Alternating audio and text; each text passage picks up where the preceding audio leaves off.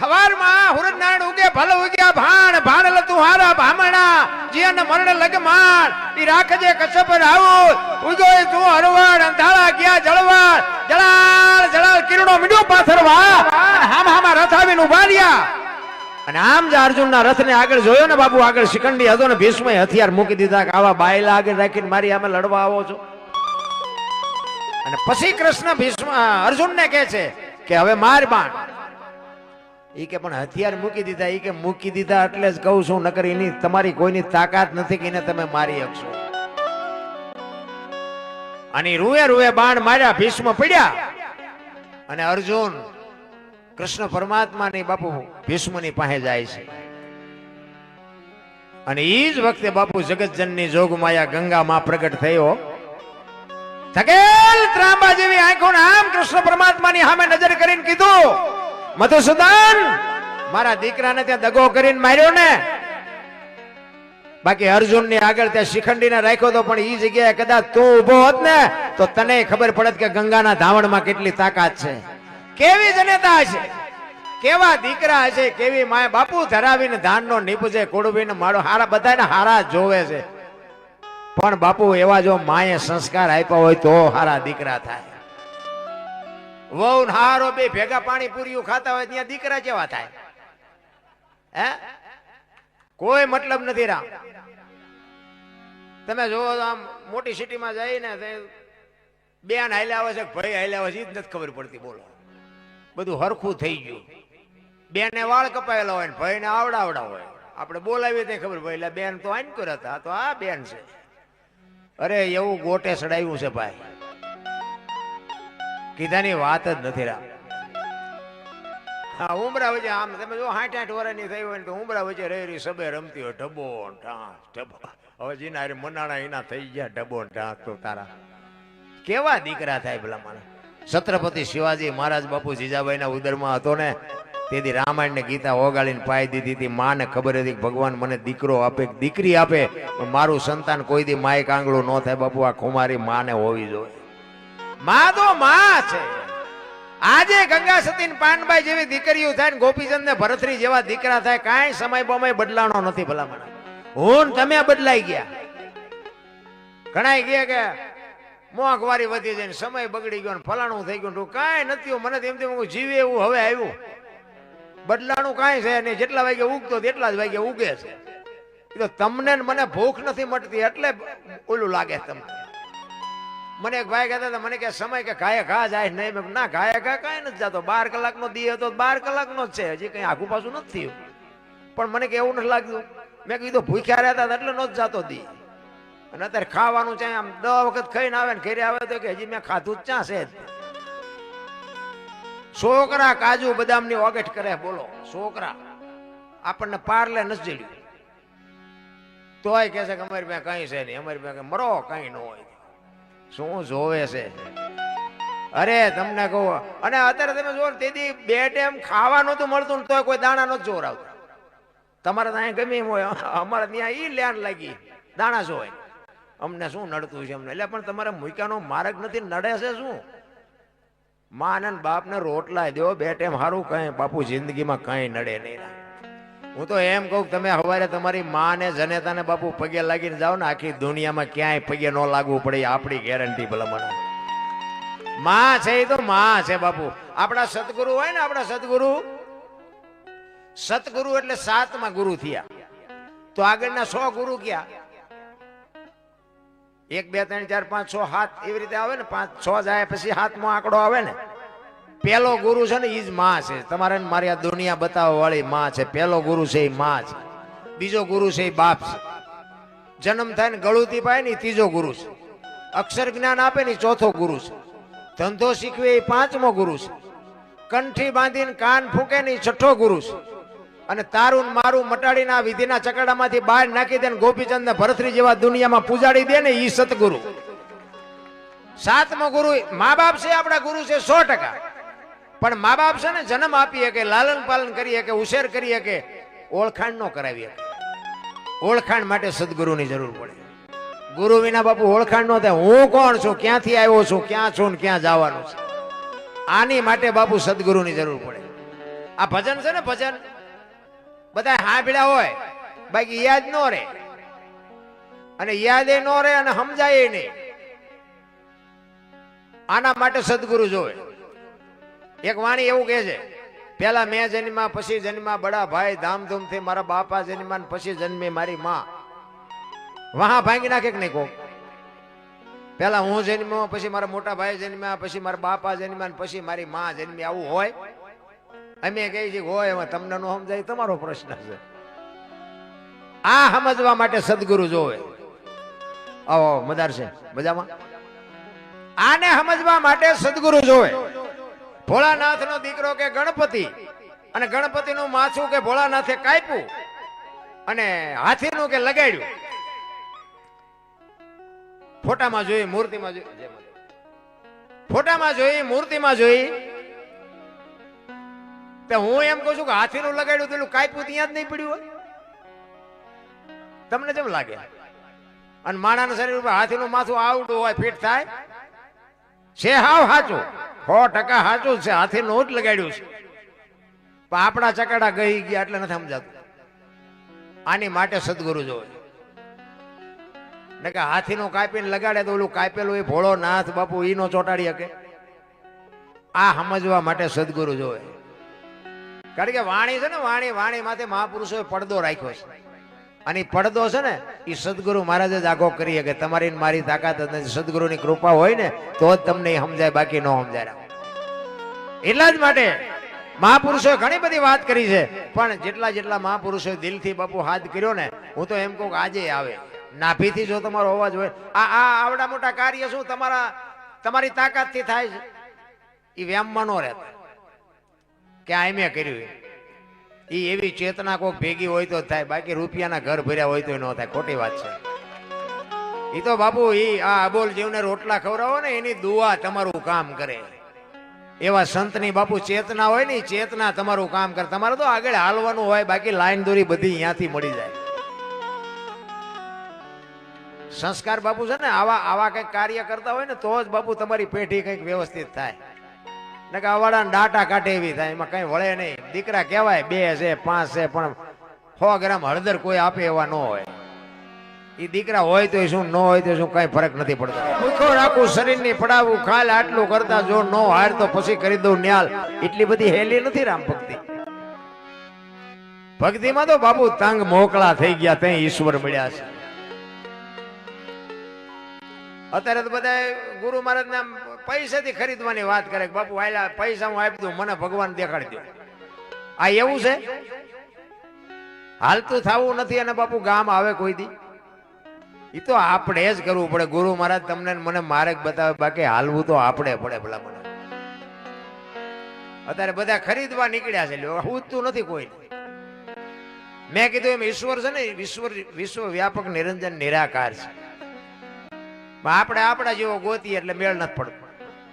ને કે હું એક વાત કરું કે રોડ માથે કોઈ દીકરી જુવાન હાલી જતી હોય અને કોઈ લુખો લફંગો માણા એનું બાવડું પકડે અને દીકરી રાયડું પાડે, અને ખેતરમાં કોઈ ખેડૂ પાણી વાળતો હોય અને રાયડું સાંભળી જાય, પાવડો લઈને આવે અને 2 પાવડા મારીને એને છૂટો કરાવે. નથી લાગતું કે રામાપીર પોતે આવ્યો એવું નથી લાગતું? હે, ભોળો નાથ પોતે આવ્યો એવું નથી લાગતું? પણ આ તો કે રામાપીર કે ઘોડો હોય, લીલા લુગડા હોય, હાથમાં ભાલું હોય તો માની દે. એવો આવવાનો નથી ને આપણો મેળ પડવાનો નથી. તમે ઘરે હોતા હોય ને સવારે ખબર પડે ને કે તમારું કામ થઈ ગયું એટલે સમજી લેવાનું કે આવીને કરી ગયો. બસ વાત આટલી જ છે. ભલા મને કાંઈ છે કીડીથી માંડી અને હાથી સુધી જો કોઈ ભૂખ્યું રહેતું હોય તો મને કયો. પૈસા ને માયા ને મકાન ને વાહન ને આ બધું માણસને એકને જોવે છે ને બીજા કોઈને જોવે ને? કે આપણે જે જોઈએ બધું જનાવરને જોવે ને. ટાઈટ તડકો ભૂખ તરસ આપણને જે લાગે બધું લાગે ને. આપણી માં જેમ આપણને પ્રેમ કરે ને એમ જ એ એના બચ્ચાને એટલો જ પ્રેમ કરે. બોલો. પણ કાંઈ બાપુ કાંઈ એક પક્ષી હોય ને, પક્ષી એ ઈંડું મૂકે ને પછી એનું ધ્યાન રાખે. એનો ટાઈમ થાય એટલે સીવે ને પછી બચ્ચું થાય. એ બચ્ચાને બાપુ બહારથી ચણ લાવીને આપણી માં જેમ મોઢામાંથી કોળિયા ખવડાવે ને એવી રીતે બહારથી ચણ લાવીને એ બચ્ચાને ખવડાવે. પછી પાંખું આવે ને ઉડતા શીખવે. એ ઉડતા આવડી જાય ને પછી કે તું તારા રસ્તે હું મારા રસ્તે. કોઈ દી આમનું કુટુંબ ભાડ્યું? આ મારી હાળી છે ને, આ મારો હાઠું છે ને, આ મારી હાવું છે ને, કઈ આ ઘૂંચ તો આપણે નથી કરી. કોઈ દી સાંભળ્યું પાડો સરવા ગયો તો ભેંસાટું પૂળો લેતો આવ્યો સાંભળ્યું? જીવે હન બધાય મોજથી. શું લેવા વજન લઈને ફરવું પડે ભલામણ? વજન છે જ નહીં, ફરવાની જરૂર જ ક્યાં હતી? માણસ જન્મે ને 2-2.5 કિલોનો હોય, 60-80 100 વર્ષ જીવે અને મરી જાય, શમશાનમાં લઈને હળગાવી નાખો ને પછી રેખ્યા ભેળી કરીને જોખો એટલે 2-2.5 કિલો થાય. વાતમાં કાંઈ છે નહીં ભલામણ.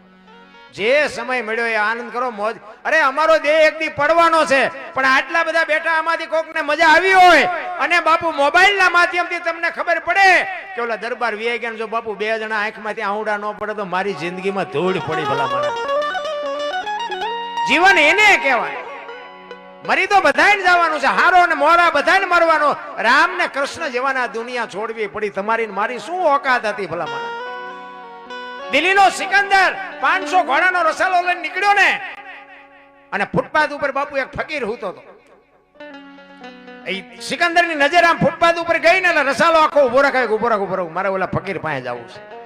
એ ફકીર પાસે ગયો અને ફકીર ને કીધું, બાપુ એક ધોતડી પહેરેલી પાણાનું ઓશીકું કરી પગ ઉપર પગ ચડાવીને બીડી ટેકાવીને હૂતેલો. અને સિકંદર અહીંયા જઈને કહે છે કે એ ફકીર, માઈક તને મોજ આવે માઈક. એને આમ આંખ ઉગાડીને કે મારે કાંઈ જોતું નથી, જ્યાં જતા અહીંયા જાવ. સિકંદર ને પરસ્યો વળી ગયો, આની મોજ તો જો. હું સિકંદર ઈ કે આ દિલ્હીનું રાજ માગે તો લખી દઉં, પણ એ કે કાંઈ નથી જોતું, આને પહેરવા લુગડું નથી. ઈ કે હું દિલ્હીનો સિકંદર છું. ઈ કે મેં તમને પૂછ્યું તેમ કોણ છો? ઈ હું આ નિરાતે હૂતો છું, ભલા મને હુવા દો ને, તમે જ્યાં જતા અહીંયા જાવ ને. કેવી એની મોજ કેવી છે, એની મસ્તી કેવી છે. ઈ કે ભલા મને કાંઈક તો માગી, પણ કે હું માગું? હમણાં મને ભૂખ લાગી, સામે ડેલીમાંથી એક બેન ખાવાનું આવીને દઈ ગઈ. એક ભાઈ અહીંથી નીકળ્યો તો મને બીડી આપી, બીડી ટેકાવી. હાજે બીજી કોઈક બેન નહીં ખાવાનું આપે?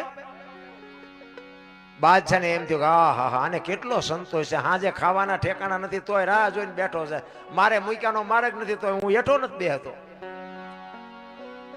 પછી સિકંદર કહે છે હું આ દુનિયા છોડીને જાઉં તેથી ખુદાના દરબારમાં જઈને કહેવું છે કે ખુદા મને આવતા જન્મમાં આવી મોજ દેજે, આવી ફકીરી દેજે, આવી મસ્તી દેજે.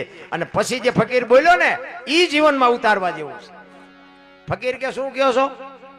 એ કે હું આ દુનિયા છોડીને જાઉં ને તેથી ખુદાના દરબારમાં જઈને મારે કહેવું છે કે આવી મને આવતા જન્મમાં મોજ દેજે, આવી ફકીરી દેજે. પછી ફકીર કે તમે કેદી મરો ને કેદી જાઓ ને ખુદાને હેરાન કરવો એના કરતા કે એની પર કૂતરો બેઠો છે ને એની પર તમે જમાવો, રસાલાને જવા દો, અત્યારે મોજ ચાલુ થઈ જાય. અરે મોજ તો લેવી હોય તો અત્યારે છે. મોજ ની બાપુ તારીખ નો હોય કે આ તારીખ થી આપણે મોજ કરશું. કાલની ખબર નથી ભલામણ. ઘણા બધા એમ કે ઓલા ભવ માં આમ ને ઓલા પેલા, પણ કાલની ખબર નથી ને ભવ ની હું ખોડવી. આ મળ્યો એ ભવ સુધારી લો ને. શું આ ભવ માં ઘટે કાંઈ? જાનવરોને બાપુ કાંઈ કરતા કાંઈ જોતું નથી, તોય મારો નાથ કીડીથી હાથી સુધી બાપુ બધાયના પેટ ભરે છે.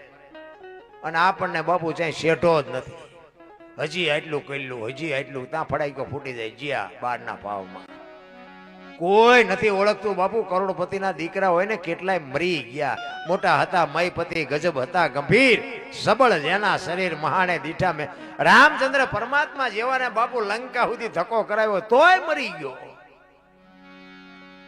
કંસ કૌરવ ને રાવણ જેવા બાપુ હતા નહોતા થઈ ગયા. દ હાથીનું જેના ભુજા બળ હોય એવા જો આ દુનિયામાં હતા નહોતા થઈ ગયા. તમારી મારી શું ઓકાત હતી ભલા મને?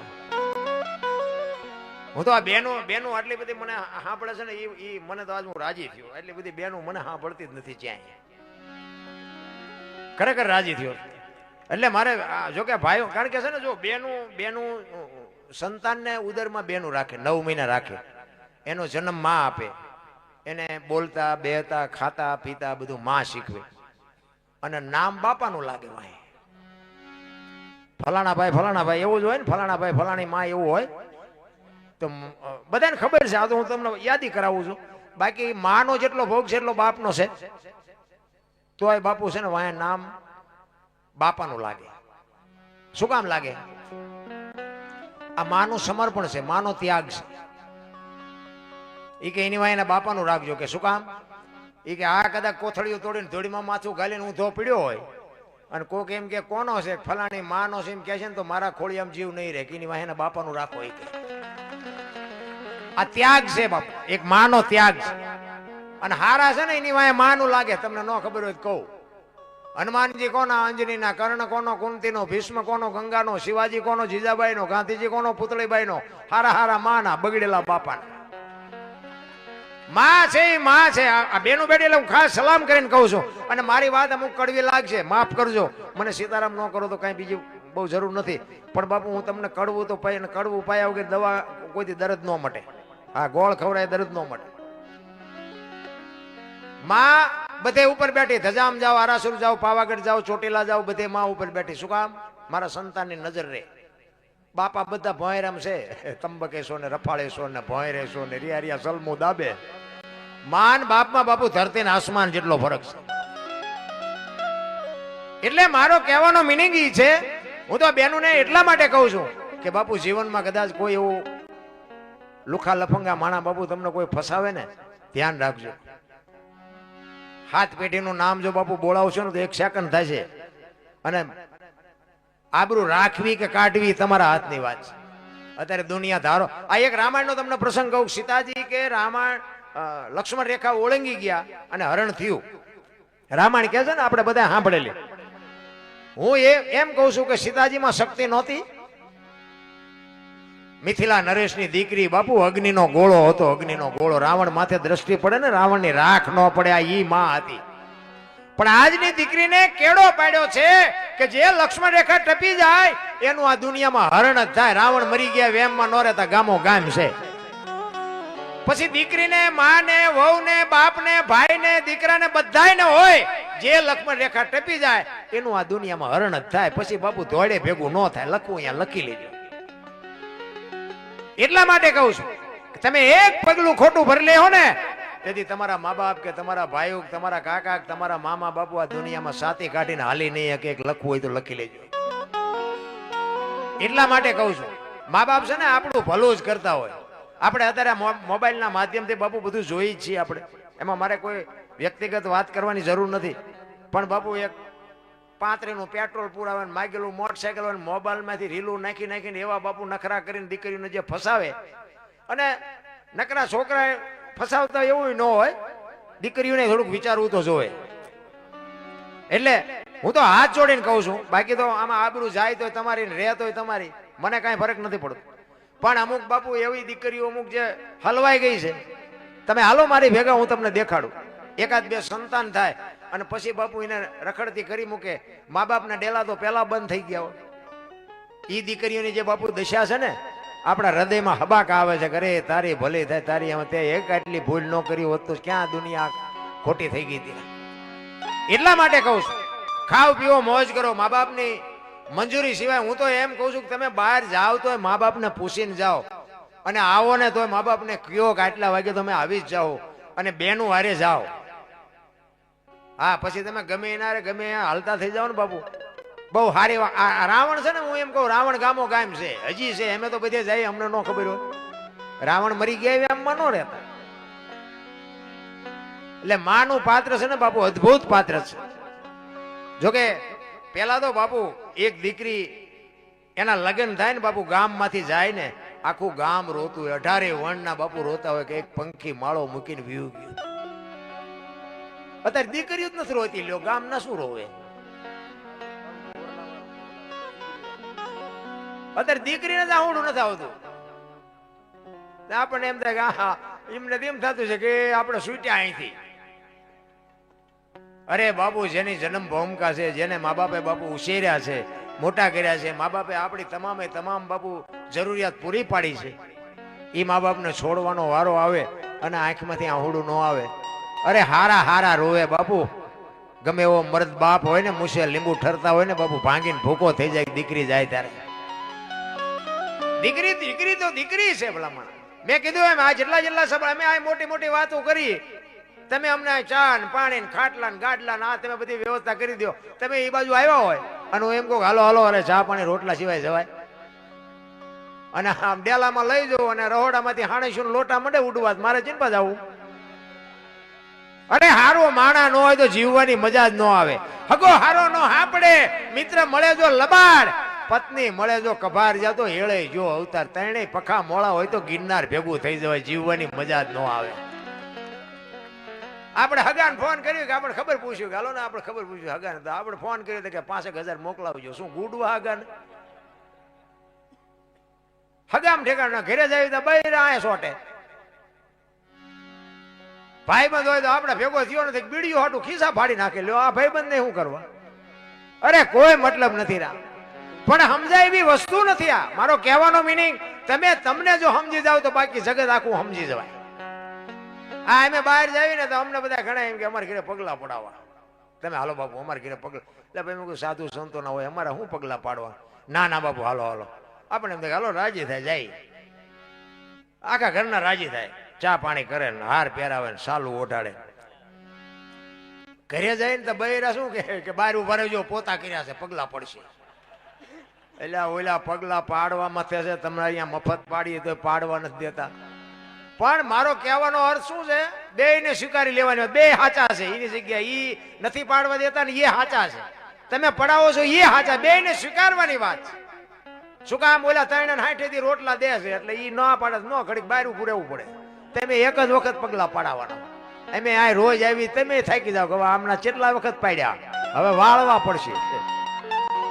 સ્વીકારી લેવાય. મારો કહેવાનો મિનિંગ છે ને આપણે 2 દીકરા હોય 3 દીકરા હોય અને એકાદ 2 કામ કરતો હોય એકાદો ઉડાડતો હોય ને તેમાં ઘરની વાત ઘરમાં રખાય. ઉડાડવા જ આવ્યો છે એ નહીં કરવાનો ધંધો ન કરે.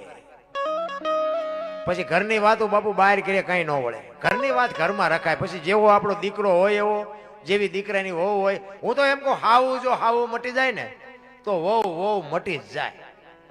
પણ હાવું ને બાપુ 1 ફૂટ આમ 1 ફૂટ અત્યારે હાલતી હોય હાવું એ ભૂલી જાય કે હું આ એક દી વહુ થઈને આવી હતી. ભાઈ ભૂલી જાય. હાવું થાય પછી તમે જુઓ તો આમ એની વાતનું આખું આખું આખું આખું ચકડું ફરી જાય. આમ બીજી જ ભાતની વાતો કરે. અમારે તો સફર પૈકી એવી આવી છે ને આવી તેતું ન કે અમારો છોકરો માંદો હાજો જ નથી થતો. એટલે આઈને માંદો પાડ્યો. તારા છોકરાના લખણ કેવા છે એ જો ને પેલા. અરે વહુ હાવું જો હાવું મટી જાય તો બાપુ વહુ હું તો એમ કહું આપણી દીકરી કોકના ઘરે છે કોકની દીકરી. વહુમાં બાપુ જો તમને દીકરી દેખાય અને વહુને જો હાવુમાં માં દેખાય ને તો સમજી લેજો જગતમાં કોઈ દી રામાયણ સાંભળવી જ નહીં પડે. જરૂર એની છે. કોઈ બાપુ આ દુનિયામાં A to Z કમ્પ્લીટ કોઈ છે જ નહીં. ઓલરાઉન્ડ કોઈ નથી. ઈ ઉપર બેઠો એક જ છે. બધા ખેલ બેઠો બેઠો કરે છે. તમે આ પાત્ર ભજવવા આવ્યા છો. દીકરાનું માનું વહુનું ભાઈનું બાપનું દીકરાનું આ પાત્ર કોણ કેવું ભજવે છે બેઠો બેઠો જોવે છે. બાકી વાતમાં કાંઈ છે નહીં. મરી જવાનું છે વાત પાકી છે.